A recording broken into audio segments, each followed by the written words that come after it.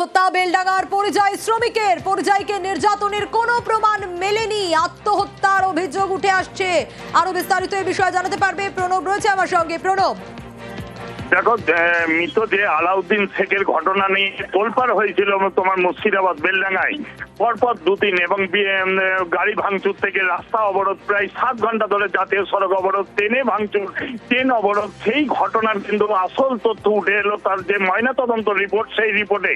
এবং আলাউদ্দিন শেখকে কোন রকম দেহের মধ্যে আঘাত চিহ্ন পায়নি, সে সুসাইড করেছে বলে কিন্তু সেই তদন্তে উঠে এসেছে। এবং পালামো, ঝাড়খণ্ডের পালামো জেল থেকে যেখানে তার ময়না তদন্ত করানো হয়, সেখানে গিয়ে তদন্তে পুলিশ চাঞ্চল্যকর তথ্য পেয়েছে।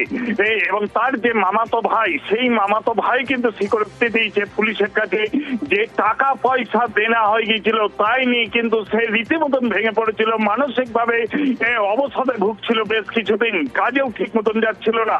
এবং সেই কারণে কিন্তু সে তার বাড়িতে তোমার আত্মহত্যা করে। এবং শুক্রবার বৃহস্পতিবার তার ঘর থেকে তোমার ঝুলন্ত দেহ উদ্ধার হয়।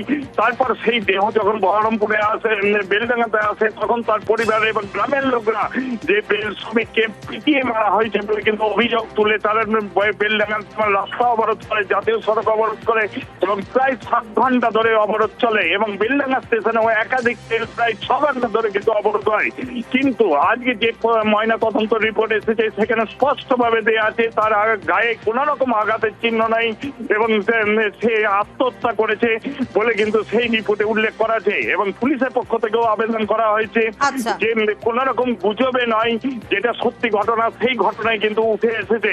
এবং পুলিশের পক্ষ থেকেও কিন্তু এই খবর তোমার জানানো হয়েছে। বেশ।